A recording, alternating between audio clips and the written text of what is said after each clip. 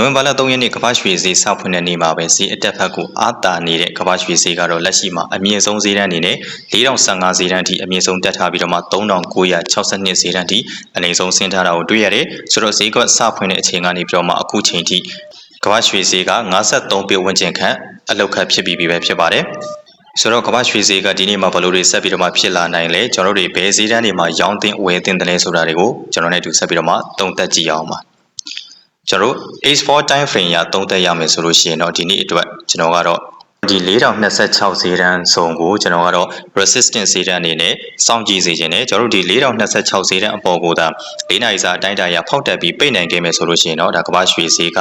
4134ဈေးတန်းဝန်းကျင်တွေကိုဒါပြန်ပြီးတော့မှမြင်ရနိုင်တယ်ဒီလိုမှမဟုတ်ဘဲနဲ့ကျွန်တော်တို့ဖောက်မတက်နိုင်ခဲ့ဘဲနဲ့ဒါပြန်ကန်ကျခဲ့မယ်ဆိုလို့ရှိရင်လည်းကမ္ဘာရွှေဈေးကဒီ3893 3900ဈေးတန်းဝန်းကျင်တွေကိုပြန်ပြီးတော့မှမြင်တွေ့ရနိုင်ပါတယ်ဒါကြောင့်မလို့ကျွန်တော်တို့ဒီနေ့အတွက်ဆိုလို့ရှိရင်တော့4026ဈေးတန်းကိုကျွန်တော်ကတော့စောင့်ကြည့်မယ်ဒီ4026ဈေးတန်းအပေါ်ကိုဒါကျွန်တော်တို့ဖောက်တက်ပြီးတော့ပိတ်ခဲ့မယ်ဆိုလို့ရှိရင်တော့ဒါမိတ်ဆွေတို့အနေနဲ့ရေတို့အဝယ် order လိုက်နိုင်တယ်ဘယ်လောက်မှအမြတ်ပိုင်းဖြတ်မလဲဆိုလို့ရှိရင်ကျွန်တော်တို့ဒီ4060ဈေးတန်းနောက်ပြီးတော့4080ဈေးတန်း4090ဈေးတန်းဝန်းကျင်တွေမှာမိတ်ဆွေတို့အနေနဲ့သိကြတဲ့အမြတ်ကိုပိုင်းဖြတ်ထားနိုင်ပါတယ်ဒီလိုမှမဟုတ်ဘဲနဲ့ကျွန်တော်တို့ဒီ4026ဈေးတန်းစုံကိုဖောက်ပြီးတော့မှမတက်နိုင်ခဲ့ဘဲနဲ့ဒါပြန်ကန်ကျခဲ့မယ်ဆိုလို့ရှိရင်လည်းမိတ်ဆွေတို့အနေနဲ့ရေတို့အယောင် order လိုက်နိုင်တယ်ကျွန်တော်တို့ဒီ3988ဈေးတန်းနေကျွန်တော်တို့ဒီ3960ဈေးတန်းနေနောက်ထပ်ဒီ3930ဈေးတန်းဝန်းကျင်တွေမှာမိတ်ဆွေတို့တွေနဲ့တေချာတဲ့အမြတ်ကိုပိုင်းဖြတ်ထားနိုင်ပါတယ်ဒါကြောင့်မို့ဒီနေ့မှာဆိုလို့ရှိရင်တော့ကျွန်တော်တို့ technical နည်းအရ4026ဈေးတန်းကိုစောင့်ကြည့်မယ်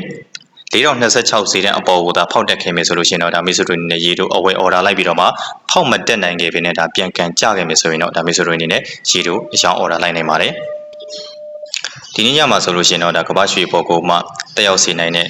fundamental သတင်း data 3ခုထွက်ဖို့ရှိရဲဒါ S&P Global Manufacturing PMI ရဲ့ ISM Manufacturing Price Data ရဲ့နောက်ပြီးတော့ ISM Manufacturing PMI Data တွေထွက်ဖို့ရှိတယ်ဒါကြောင့်မလို့ညပိုင်းအချိန်တွေမှာဆိုလို့ရှိရင်တော့မိတ်ဆွေတို့အနေနဲ့တရားဝယ်တွေကို queue size စေခြင်းနဲ့ TPS မဖြစ်မနေထားဖို့အတွက်ကျွန်တော်အနေနဲ့အကြံပေးခြင်းပါတယ်ကျွန်တော်ရဲ့ဒီသုံးသက်ချက်ပြည်လေးကိုကြည့်နေတဲ့မိတ်ဆွေတွေမှာကျွန်တော်ရဲ့ကမ္ဘာရွှေရောင်းဝယ်လုပ်ငန်းကိုစိတ်ဝင်စားလို့လေးလာခြင်းတဲ့မိတ်ဆွေတွေရှိတယ်ဆိုရင်ဒါသင်တန်းတွေတက်ပြီးတော့မှလေးလာနိုင်တယ်သင်တန်းတက်ပြီးတော့မှလေးလာခြင်းတဲ့မိတ်ဆွေတွေအတွက်ကျွန်တော်တို့သင်တန်းလေးကိုလည်းဒါ Zoom class နဲ့ video class ဆိုပြီးတော့မှ2မျိုးခွဲထားတယ် Zoom class ကတော့ကျွန်တော်တို့သင်တန်းကြီး3သိန်းသတ်မှတ်ထားပြီးတော့မှ video class ကတော့ကျွန်တော်တို့သင်တန်းကြီး9000ကျပ်ပဲသတ်မှတ်ထားပါတယ်ဒါမှမဟုတ်မိတ်ဆွေတို့အဆင်ပြေတဲ့သင်တန်းတွေကိုတက်ရောက်ပြီးတော့မှကမ္ဘာရွှေရောင်းဝယ်လုပ်ငန်းကိုလေးလာနိုင်ပါတယ်နောက်ပြီးတော့အကောင့်ဖွင့်ပြီးတော့မှအရောင်းဝယ်လုပ်ချင်တဲ့မိတ်ဆွေတွေအနေနဲ့လည်းဒါကျွန်တော်ရဲ့ Viber Telegram ကနေတဆင့်အသေးစိတ်လာရောက်ပြီးတော့မှစုံစမ်းနိုင်ပါတယ်ခင်ဗျာ